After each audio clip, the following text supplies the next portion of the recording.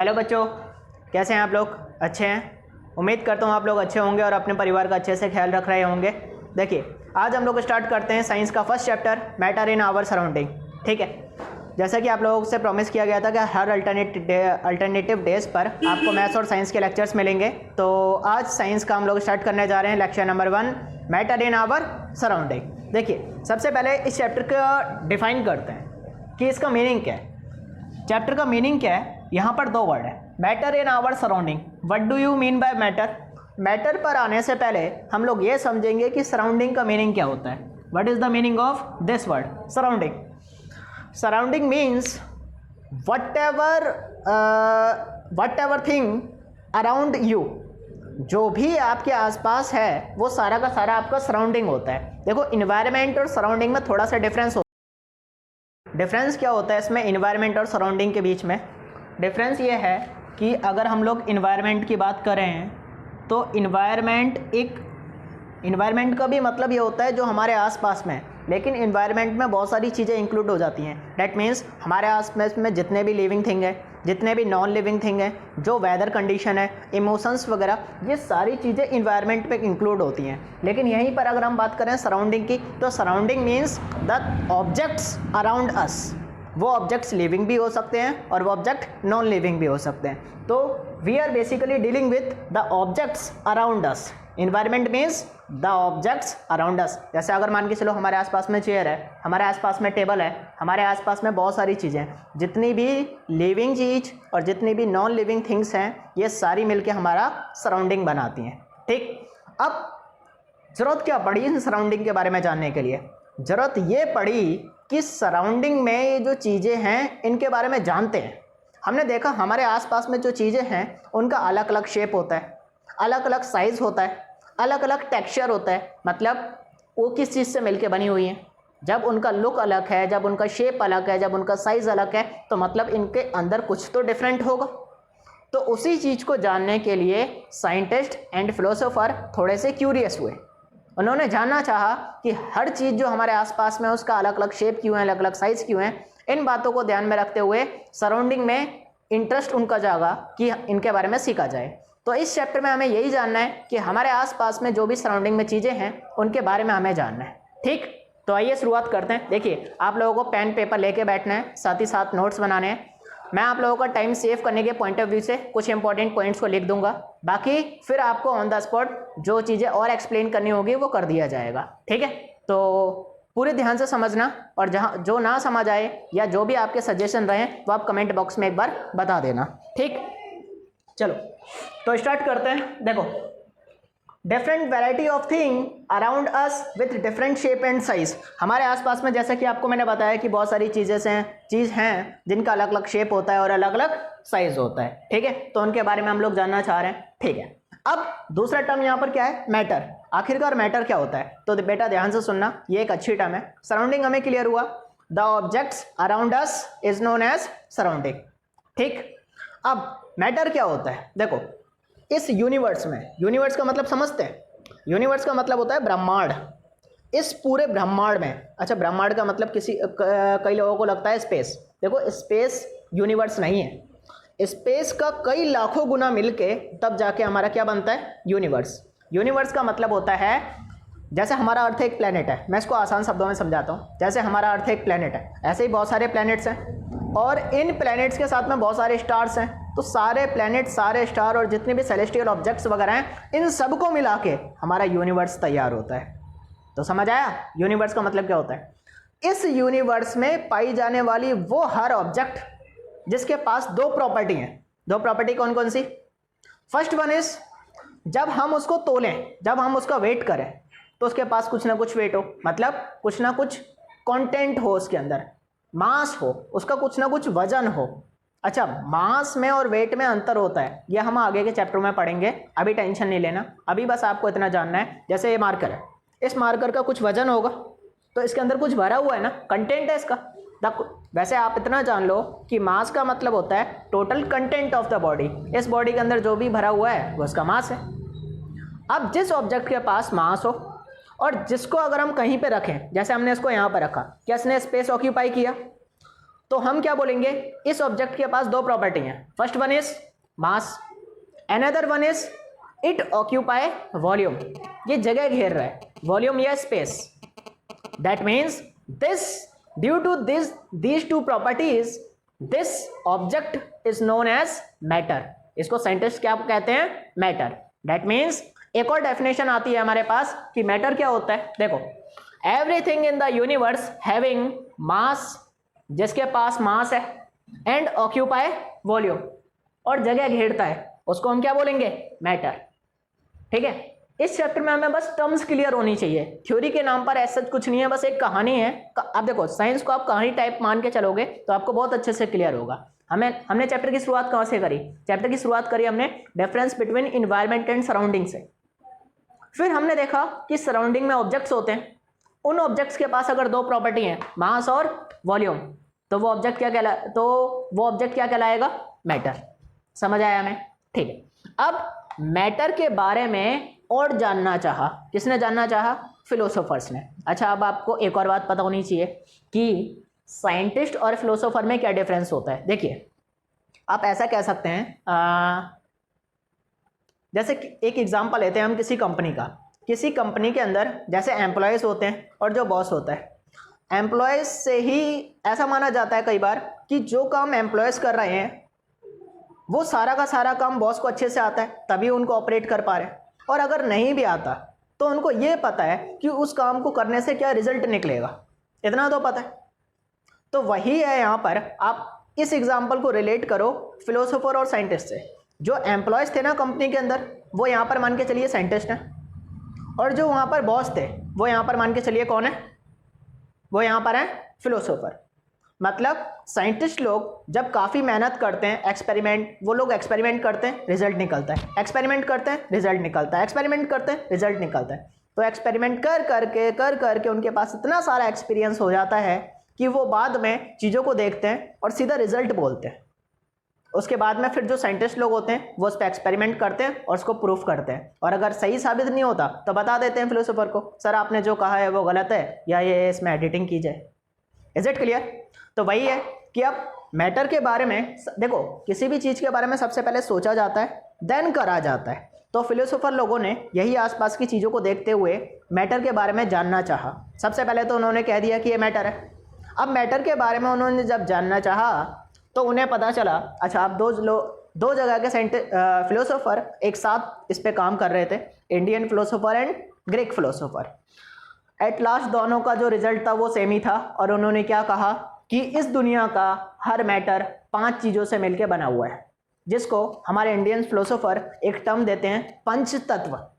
हर matter पंच तत्व से मिलके बना हुआ है, और वो पंच तत्व हैं क्या, एयर, वाटर, अर्थ, फायर, स्काई। मतलब तो संस्कृत में बोलते नहीं है, अग्नि, वायु, जल, आकाश, और एक कौन सा रह गया, पृथ्वी। इन 5 चीज़ों से मिलके हमारा हर मैटर बना है। अब ऐसा मत सोचना, अगर हम चेयर की बात करें तो चेयर कहाँ आग से बनी, अरे चेयर को बनाने के लिए जो प्लास्टिक वगैरह यूज़ हुआ है उसमें आग वगैरह तो यूज़ हुआ होगा।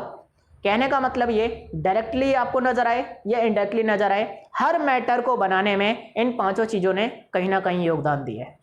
ठीक, तो हम लोग कह सकते हैं every matter is made up of 5 basic elements, and this elements is air, water, sky, fire and earth. और इनको क्या बोलते हैं, पंच तत्व। ठीक है, तो इज इट क्लियर? ये सब अपने को क्लियर हुआ कि हर मैटर पंच तत्व से मिलकर बना हुआ है। ठीक है, अब कहानी को आगे ले चलते हैं। अब हम लोग ये पढ़ेंगे कि ये जो मैटर्स होते हैं इनके पास क्या क्या प्रॉपर्टीज होती है। अब हर मैटर के पास अलग अलग शेप है, अलग अलग साइज है, डेट मीन्स इनके पास कुछ तो प्रॉपर्टीज है। तो अब हम लोग स्टार्ट करते हैं इनकी प्रॉपर्टीज। सबसे पहले हम लोग पढ़ेंगे फिजिकल प्रॉपर्टी, देन हम लोग आएंगे केमिकल प्रॉपर्टीज पर। ठीक है, फिजिकल प्रॉपर्टी का मीनिंग क्या होता है? फिजिकल प्रॉपर्टी का मीनिंग होता है वो प्रॉपर्टी जो हमें दूर से देखने पे नजर आए। जैसे इस मार्कर के पास अभी क्या क्या नजर आ रहा है आपको, व्हाइट कलर की बॉडी है, रेड कलर का होगा क्योंकि यहां से पता चल रहा है। तो ये इसकी फिजिकल प्रॉपर्टी है, लेकिन इसके अंदर इंक कितनी है क्या आपको पता चल रहा है, वो केमिकल प्रॉपर्टी है। समझ आ रहा है? तो अब यहाँ पर कुछ बेसिक क्वेश्चंस पूछे जाते हैं। बेसिक क्वेश्चन जैसे कि क्या मैटर है क्या नहीं है। जैसे आपसे पूछा जाए क्या ये मार्कर मैटर है, यस, इसके पास में मास है। आपको बस दो ही प्रॉपर्टी, दो एंगल से तोलना है, दो एंगल से ही हमेशा इसको चेक करना है। क्या इसके पास मास है, हाँ मास है। क्या इसको अगर हम रखें तो ये जगह घेरेगा, हाँ घेरेगा, इसका मतलब ये मैटर है। अगर आपसे पूछा जाए क्या ये बोर्ड है, क्या बोर्ड मैटर है नहीं है। क्या इसके पास वजन होगा, हाँ होगा। क्या इसने जगह घेर रखी है, हाँ घेर रखी है, that means it's also matter. अब आपसे पूछा जाए पार्टिकल्स ऑफ एयर, क्या एयर का पार्टिकल मैटर है या नहीं है। कई लोग सोच रहे होंगे एयर का पार्टिकल, एयर तो हमें नज़र भी नहीं आती, तो उसके पास क्या मास होगा। शायद आपने बचपन में पढ़ा होगा कि अगर हम किसी बैलून को वेइंग मशीन पर रखें, उसका कुछ मास है, और उसमें एयर फिल करने के बाद में उसका हम वेट करें तब उसका मास, तो दोनों में अंतर होता है। That means air has mass, air के पास में मास होता है। एयर के पास मास है, इसका मतलब वो पार्टिकल्स की वजह से ही आया होगा। That means a particle of air has मास। और उसने क्योंकि बैलून का साइज बड़ा कर दिया, इसका मतलब उसने जगह भी घेरी है। इसका मतलब particle of air is also a matter. Similarly we can also say particle of sand, रेत का एक छोटा सा पार्टिकल भी मैटर है। अब एक और इंटरेस्टिंग क्वेश्चन बनता है यहाँ से, क्या टेंशन, प्रेशर जो बोलते हैं ना, मेंटल प्रेशर, आज बहुत प्रेशर बन रखा है, तो अब आप लोग सोच रहे होंगे हाँ भाई दिमाग में जगह घेर रखी है, इसका मतलब ये भी मैटर हो सकता है। और क्योंकि इसने दिमाग भारी भारी भी लगता है, तो हो सकता है कि आप इसको सोच रहे हो इसके पास मास भी है, उसने जगह भी घेर रखी है, लेकिन ऐसा नहीं है। Mental pressure is just a emotion. Hate, आप लोग कहते हैं कि बहुत सारे फीलिंग्स हैं लोगों के, हेट हुआ, लव हुआ, ये सारे के सारे फीलिंग है। स्मेल हुआ, स्मेल भी एक फीलिंग है। जितनी भी फीलिंग्स होती हैं वो मैटर नहीं होती, ठीक है। तो आप लोगों को क्लियर हो गया होगा कि कौन सी चीज़ मैटर है और कौन सी चीज़ नहीं है, ठीक है। इस पे क्वेश्चन जनरली पूछा जाता है। अब हम लोग आगे मूव करते हैं। अगला टॉपिक है हमारा कैरेक्टरिस्टिक्स ऑफ मैटर। मैटर के पास क्या क्या कैरेक्टरिस्टिक्स होती है। बेसिकली ये जब क्वेश्चन आता है कि what are the characteristics of matter, आपको तीन ही बातें लिखनी है, वो ये, ठीक है। आपको बस ये तीन लिखनी होती हैं, लेकिन इनका प्रूफ आपको बताया जाएगा, आपको समझाया जाएगा कि ये कंक्लूजन कैसे निकला, ठीक है। Let's start. देखो, अगर आपसे कोई पूछता है, सबसे पहले तो ये बात जान लो कि हमारे आसपास में जो भी मैटर है वो मैटर किससे मिलके बना हुआ है, वो मैटर बना हुआ है छोटे छोटे पार्टिकल से मिलके। That means matter is made up of particles and the property is shown by matter. जो मैटर के द्वारा प्रॉपर्टी शो की जाएगी, क्या उसमें पार्टिकल्स का भी रोल होगा? और वैसी बात है, तो वही है कि आप पार्टिकल्स क्या क्या प्रॉपर्टी रखते हैं वो हम लोग डिस्कस करने जा रहे हैं। देखिए, first property is particles of matter have space between them. किसी भी मैटर के पास जो पार्टिकल्स होते हैं उनके बीच में स्पेस होता है। वो अलग बात है कम स्पेस हो या ज़्यादा स्पेस हो, पर मैटर के पार्टिकल्स के बीच में स्पेस होता है।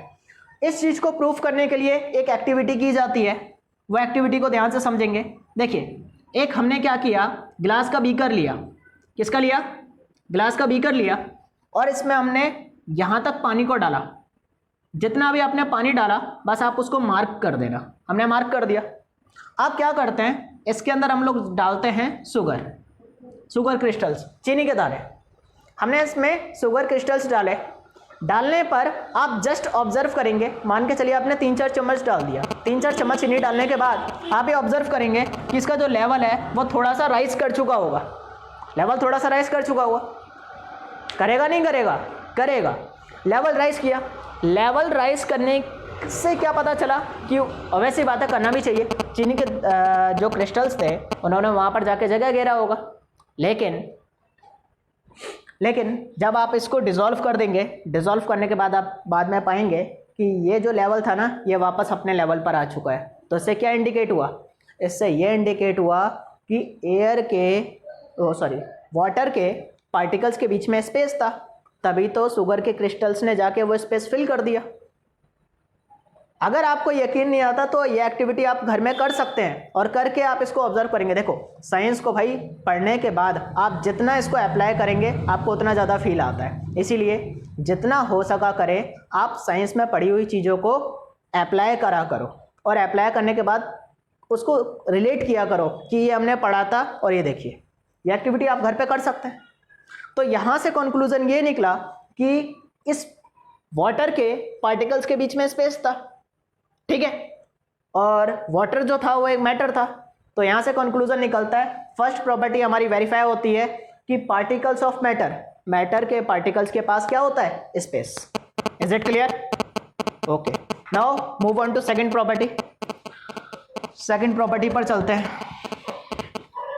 देखो, particles of matter are continuously moving. Matter के जो पार्टिकल्स होते हैं वो कंटिन्यूअसली मूव करते हैं। इस चीज को प्रूफ करने के लिए हमारे पास में एक और प्रॉपर्टी है। अच्छा, उस चीज को पे प्रूफ पर आते हैं, लेकिन आप एक दो फैक्ट समझें, ध्यान से सुनना। अच्छा, आप लोगों ने देखा होगा जब आपके किचन में खाना बनता है, किचन में जब खाना बनता है तो गरम गरम जो सब्जी होती है, क्या आप घर में एंटर करते हैं, एंटर करते ही आपको खुशबू आ जाती है? कई बार हम लोग पता लगा लेते हैं, हाँ, जिसकी जो भी फेवरेट डिश होती है वो तो और ज़्यादा दूर से पता चल जाता है कि आज ये बन रही है। या हम लोग कहीं बाहर होते हैं, किसी के घर में बन रहा होता है तो मुंह में पानी आ जाता है और हम लोग बोलते हैं कि भाई ये सब्जी वहाँ पर या ये चीज़ वहाँ पर बन रही है। ये आखिरकार पता कैसे चलता है? ये पता कैसे चलता है? इसके पीछे जो फैक्ट है आज उसको जानते हैं। फैक्ट क्या है? फैक्ट ये है कि अगर मान के चलिए जहां पर भी सब्जी बन रही होगी, क्या वहां से हीट दी जा रही होगी? नीचे से हीट दी जा रही है। उस हीट की वजह से क्या होता है कि इसके जो पार्टिकल्स हैं ये ऊपर जाते हैं। इन पार्टिकल्स में से जो आप देखेंगे जब भी सब्जी वगैरह बनती है तो उसमें से गैस लगातार निकलती रहती है। तो इसके जो पार्टिकल्स हैं और यहाँ पर जो एयर मूव कर रही है, एयर के पास भी अपने पार्टिकल्स हैं। तो एयर के पार्टिकल्स और इस वेजिटेबल के पार्टिकल्स, ये दोनों आपस में मिक्स किए और मिक्स करने के बाद में ये जो एयर के पार्टिकल्स हैं जाने लग जाते हैं। तो इस तरह से एयर के पार्टिकल्स का और सब्जी के पार्टिकल्स का मिलना और मिलने के बाद दूर तक जाना, ये एक प्रोसेस हुआ। ये कौन सा प्रोसेस हुआ?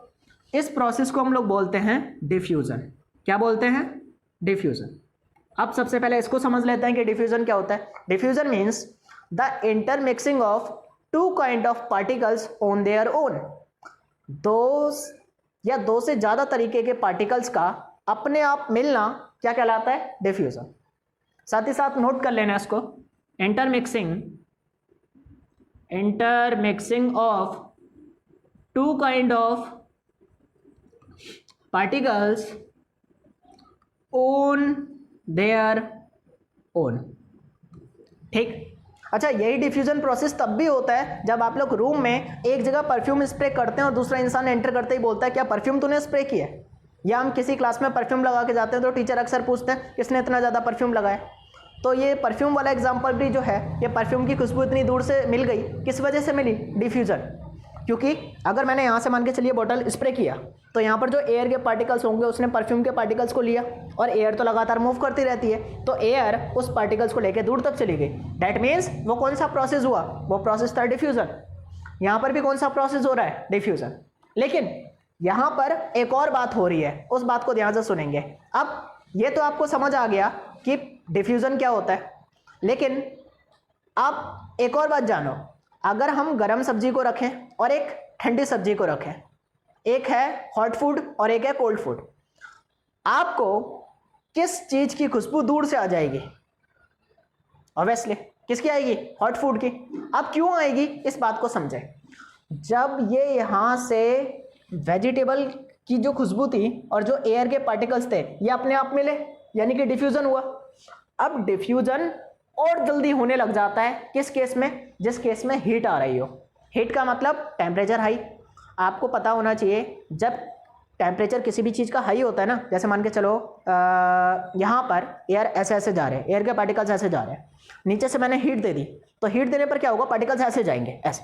मतलब ये कि हीट देने पर टेम्परेचर बढ़ जाता है और जब किसी भी चीज़ का टेम्परेचर बढ़ता है तो उसके पार्टिकल्स पागल हो जाते हैं और तेजी से दौड़ते हैं। मतलब ये when temperature increased the kinetic energy of particles increase, उनकी काइनेटिक एनर्जी बढ़ जाती है। काइनेटिक एनर्जी का मतलब वो तेज तेज मूव करने लग जाते हैं, और जब तेज तेज मूव करेंगे तो काफ़ी दूर तक जा पाएंगे। Comparable to hot food, hot food से जो खुशबू निकल रही है वो पार्टिकल्स ऐसे जा रहे थे, इसने लिया बस यहाँ तक रुक जाएंगे। लेकिन यहीं पर जो हीट ज़्यादा है, पार्टिकल्स पागल हो गए, अब पागल होने पे दूर तक जा पाएंगे। क्या बात समझ आ रही है? तो अगर हमसे पूछा जाएगा कि गर्म सब्जी की खुशबू दूर तक क्यों जाती है और ठंडे की क्यों नहीं जा पाती, तो आपको सिंपल आंसर देना है कि जो गर्म का सब्जी की खुशबू होती है उसकी वजह से डिफ्यूजन का रेट बढ़ जाता है। ये जो डिफ्यूजन प्रोसेस है ये इसका रेट बढ़ जाता है, rate of diffusion increase, therefore hot food reaches long distance comparable to cold food। समझ आया? एक कॉन्सेप्ट डिफ्यूजन वाला क्लियर हुआ, हॉट और कोल्ड वाला भी क्लियर हो गया। ठीक, अब ये समझ लेते हैं कंटिन्यूसली मूविंग। अब जब डिफ्यूजन प्रोसेस हो रहा है तो क्या यहाँ से बात वेरीफाई नहीं हो गई? डिफ्यूजन प्रोसेस हो रहा है, परफ्यूम की स्प्रे करने के बाद अगर ये एयर के पार्टिकल्स लगातार मूव नहीं करते, एयर के पार्टिकल्स लगातार मूव नहीं करते, तो ये खुशबू कैसे पहुंच पाती? आप कई लोग सोच रहे होंगे कि ठीक है, गैस में तो समझ आता है एयर के पार्टिकल्स लगातार मूव करते रहते हैं, क्या सॉलिड में भी करते हैं? यस, सॉलिड में भी करते हैं, पर ये पार्टिकल्स यहाँ से यहाँ नहीं जाते, यहाँ के पार्टिकल्स यहीं पर ऑसिलेट करते हैं। The particles of solid oscillate on their own position, अपनी ही पोजिशन पर वो ऑसिलेट करते हैं। Is it clear? समझ तो आ रहा है ना आए तो भी कोशिश करना समझने की, ठीक है? अब देखो, तो डिफ्यूजन वगैरह आपको क्लियर हो गया, ये भी आपको क्लियर हो गया कि पार्टिकल्स जो हैं वो लगातार मूव करते रहते हैं, चाहे वो सॉलिड हो चाहे लिक्विड हो। हम लोग अभी बाद में पढ़ेंगे states of matter. Her matter के पास, मतलब मैटर जो होते हैं वो लगभग जनरली 3 फॉर्म में पाए जाते हैं, या तो सॉलिड या लिक्विड या गैस। वो हमारा अगला टॉपिक रहेगा, पर उस पर आने से पहले आज आप इसको बहुत अच्छे से समझो। क्या आपको सेकंड प्रॉपर्टी भी वेरीफाई हो गई? ठीक है, नोट कर लेना, वीडियो पॉज करके मैं इसको साफ कर देता हूँ। Particles of matter attract each other, matter के पार्टिकल्स एक दूसरे को अट्रैक्ट करते हैं। देखो, इस बात को वेरीफाई करने के लिए आप ऐसे समझ सकते हैं, ये मार्कर है, मैं इसको तोड़ने की कोशिश कर रहा हूँ, क्या मेरे को फोर्स लगाना पड़ रहा है? इसका मतलब क्या है? इसका मतलब ये है, अगर किसी भी चीज़ को तोड़ने के लिए आपको बहुत ज़्यादा फोर्स लगाना पड़ रहा है, इसका मतलब क्या है? यस, मतलब इज़ वेरी सिंपल, उसके अंदर स्ट्रॉन्ग फोर्स है। वही यहाँ पर हो रहा है कि इसके अंदर जो पार्टिकल्स है उनके अंदर स्ट्रॉन्ग फोर्स है, और वो फोर्स भी कैसा? अट्रैक्शन वाला है, रिपल्सन वाला? अगर रिपल्सन वाला होता तो अपने आप ही टूट चुका होता है। कौन सा फोर्स है? अट्रैक्शन वाला। यस, इसका मतलब ये कि चाहे आप किसी भी मैटर को ले लो, उनके पार्टिकल्स के पास में अट्रैक्शन फोर्स होता है, यानी कि the particles of matter attract each other. आप रबर बैंड को ले लो, उसको आप खींचोगे, खींचते ही फोर्स हटाते ही वो वापस आ जाएगा। क्यों? क्योंकि इसके इंटरनल पार्टिकल्स के पास क्या था? Attractive force. स्प्रिंग को ले लो, खींचते ही वापस आएगा। बात समझ आ रही है? आप किसी भी चीज़ को कंप्रेस करने की कोशिश करोगे, वापस जरूर अपनी शेप में आएगी। Is it clear? तो यहाँ से बात प्रूफ होती है कि particles attract each other. Is it clear? तो यहाँ से आपको ये सारी बातें क्लियर हो गई। अच्छा, क्वेश्चन ये बहुत ट्रेंड में चल रहा है, characteristics of particles of matter, तो इसको आप वहीं पर लिख दें, इम्पोर्टेंट। और यहाँ पर आप लोगों को ये क्लियर हो गया कि ये 3 प्रॉपर्टीज़ होती हैं। अच्छे से इसका रट्टा भी मार देना है, अगर आपको समझ आ गई होंगी तो आप वैसे ही लिख पाएंगे। साथ ही साथ हमने एक और चीज़ समझ ली कि डिफ्यूज़न क्या होता है, डिफ्यूज़न के बारे में भी सीख लिया। साथ ही साथ हम लोगों ने एक और बात सीख ली कि जो हॉट फूड होता है उसकी खुशबू दूर तक क्यों जाती है और कोल्ड फूड की क्यों नहीं जाती, क्योंकि हम जान गए कि हॉट फूड के केस में काइनेटिक एनर्जी पार्टिकल्स की ज़्यादा होती है। The kinetic energy of particles of, ये मैं डेफिनेशन आप लोगों को लिखा दूंगा, ठीक है? आप वहाँ पर नोट कर लेना, वहाँ पर लिखी होगी। साथ ही साथ हम लोगों ने एक और बात जान ली, ठीक है? एक बात और जान लो। अच्छा, आप लोगों ने कभी स्विमिंग की है? अगर नहीं की तो करते हुए किसी को देखा होगा। जब हम लोग स्विमिंग करते हैं तो स्विमिंग करने के दौरान में हम हाथ से पानी को पीछे करते हैं, तो वही बोला जाता है कि जो डाइवर होता है, स्विम कर रहा होता है, वो वाटर के पार्टिकल्स को पीछे कर पाता है। तो इससे उस वाटर मैटर की कौन सी प्रॉपर्टी इंडिकेट होती है? वाटर के पार्टिकल्स की कौन सी प्रॉपर्टी इंडिकेट होती है आउट ऑफ दिस, बताओ। क्या कंटिन्यूसली मूव कर रहे हैं वाटर पार्टिकल इसीलिए उसने दूर कर पाया, या उनके बीच में अट्रैक्शन फोर्स था? आंसर इज दिस, वाटर के पार्टिकल्स के बीच में स्पेस होता है इसीलिए उसमें हाथ डालता है और उसको पीछे कर पाता है। बात समझ आई? तो इस तरह से आज की कहानी को यहीं समाप्त करते हैं। नेक्स्ट लेक्चर में हम लोग ये सीखेंगे कि क्या, हाँ, नेक्स्ट लेक्चर में हम लोगों को सीखना है states of matter. Next lecture में हम लोग सीखेंगे कि किसी भी मैटर के पास क्या क्या स्टेट्स होती हैं। जनरली 3 स्टेट होती हैं, वैसे तो 5 स्टेट होती हैं, लेकिन हमारे सिलेबस में 3 ही स्टेट हैं, सॉलिड, लिक्विड, गैस। साथ ही साथ हम लोग ये सीखेंगे कि इन तीनों स्टेट में से एक स्टेट से दूसरे स्टेट में कैसे जाया जाता है, और जाते हैं तो उस प्रोसेस को क्या बोलते हैं। इन सारी चीज़ों को हम लोग कवर करेंगे। जो लेक्चर आप लोगों को कब मिलेगा? अल्टरनेटिव डेज चल रहा है, परसों मिलेगा। ठीक है, तो आप लोगों ने आई होप नोट्स बना लिए होंगे। बाकी जो जो डेफिनेशंस हैं वो आप लोगों को स्क्रीन पर दिख रही होंगी, आप वहाँ से नोट कर लेना। और ठीक है, तो मिलते हैं नेक्स्ट लेक्चर में। तब तक खुश रहें, सुरक्षित रहें, अपना और अपने परिवार का और अपने आसपास के लोगों का ख्याल रखें। Thank you, have a good day. Thank